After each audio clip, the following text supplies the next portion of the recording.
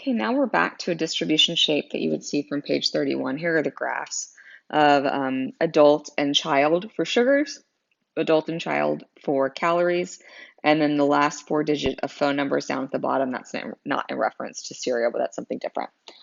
Now, each of these distributions here, you would want to describe in the shape. And when we're talking about shape, there are a couple of different keywords that we will use. Whenever you describe shape, you want to talk about how many modes there are, basically how many bell-shaped peaks are there, or how many humps there are, I guess. Sometimes you can think about a camel if it has more than one hump versus one hump or two. We would call it unimodal, bimodal, or multimodal. And unimodal mode is the most frequent number that appears in a data set. So that's where unimodal comes from. Uni meaning one mode, bi meaning two modes, and multi meaning more than two.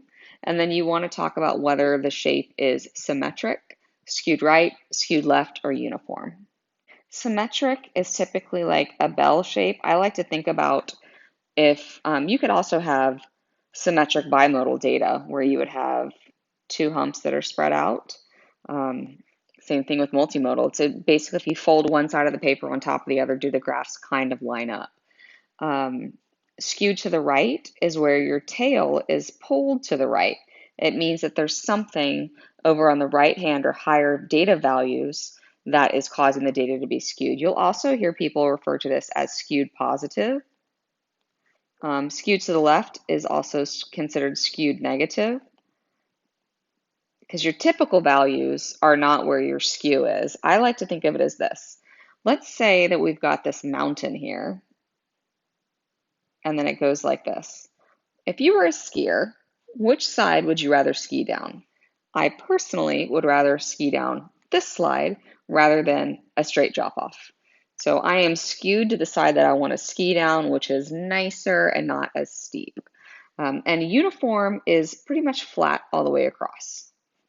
Okay, you want to talk about how many modes there are, and you also want to talk about whether the distribution, what the shape is, whether it's skewed, right, left, uniform, or symmetric.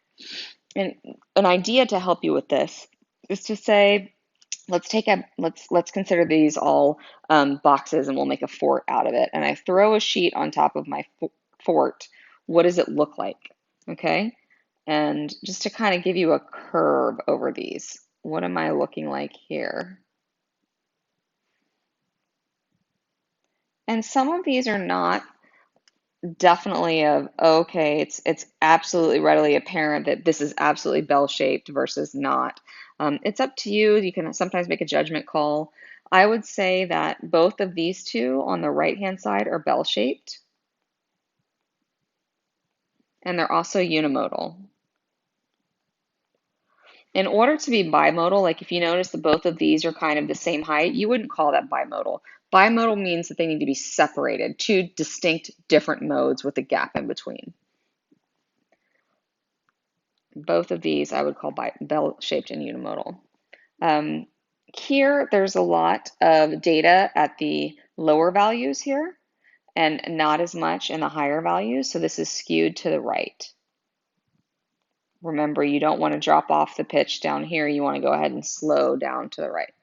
And then there's not a lot of data in the lower values, and there's a bigger group here. That means that this is skewed to the left. And I don't necessarily know that I would consider this to be bimodal. Even though there's three here, that's not as high as this right here. There's definitely more data here. That's just a little bit of a skewness. Now, when we're talking about the last digit of the phone numbers, although this is not exactly straight across, it's pretty darn close. I would call this uniform. There's lots of data of higher values and lower values all straight across. It's rectangular in shape, and there's the same amount roughly at each variable value.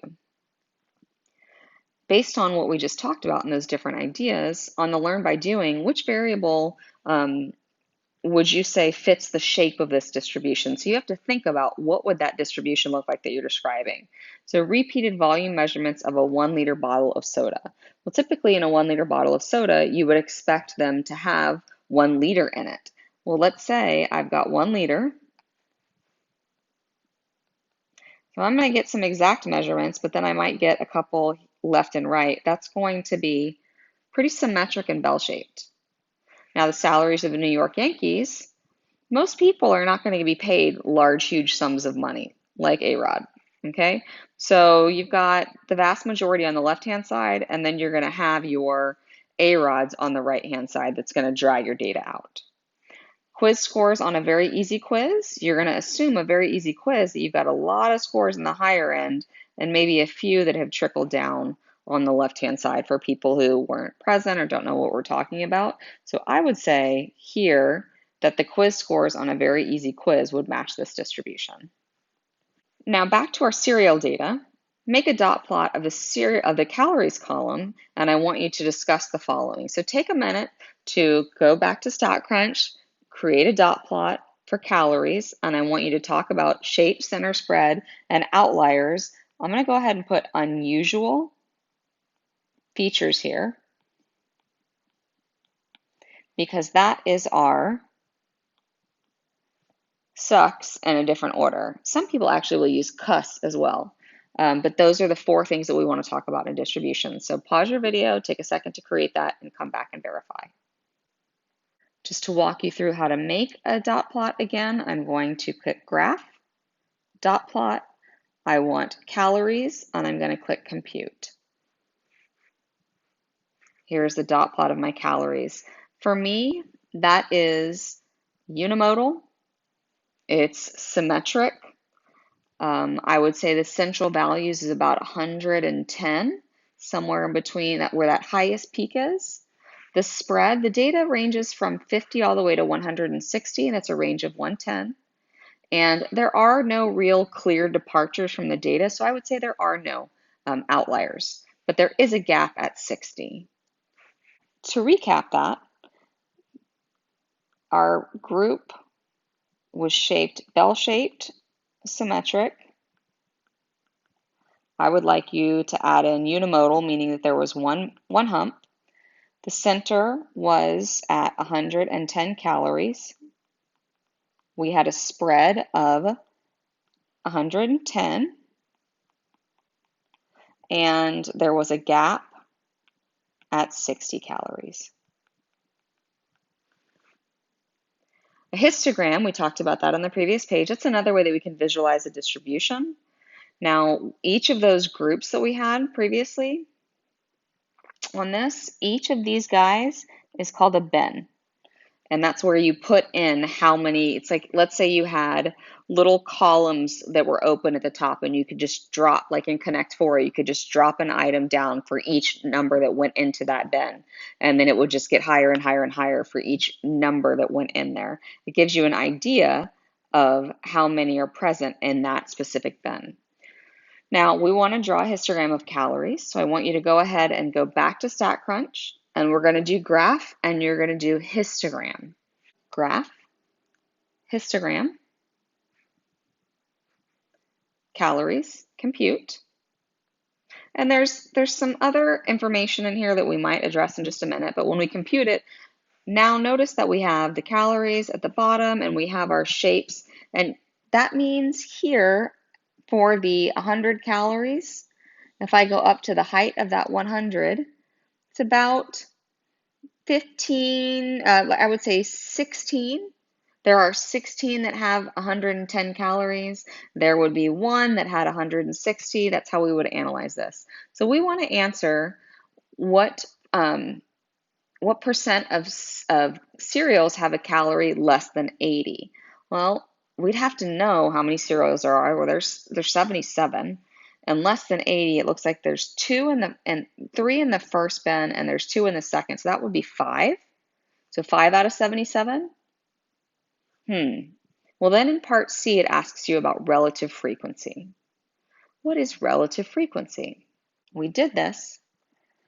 To calculate a percent, we want to know the proportion, or how many that were less than 80. So the number less than 80 out of the total number of cereals. And then to turn that into a percent, we're going to times that by 100. We're going to multiply it by 100. We had 5 that were less than 80, and there were 77 cereals total. That's going to give us about 6.5%. Okay, you would do 5 divided by 77, and then you would multiply that by 100. I did round. It was 6.49. I rounded that to 6.5. Now there's this term relative frequency. This first graph, we had frequency. Relative frequency is a different type of measurement. Frequency is how frequent something occurs. Relative frequency is actually the percent of how something occurs. I'm going to go back to the histogram, and I'm going to show you when we're creating that how you can adjust the two. Graph, histogram, calories. But notice here it says where, group by, and then type, and we see the word frequency.